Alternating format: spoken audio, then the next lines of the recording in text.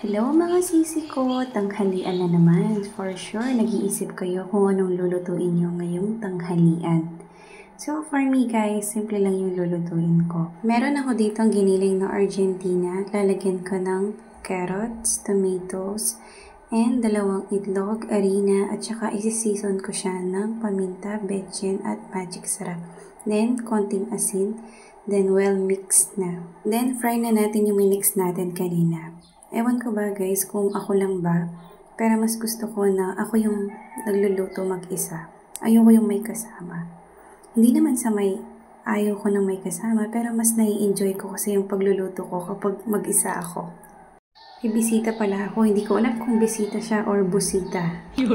So, finally guys, ayan, mag-start na ako mag-isa. Ang dami ko rin palang nagawa, 13 pieces.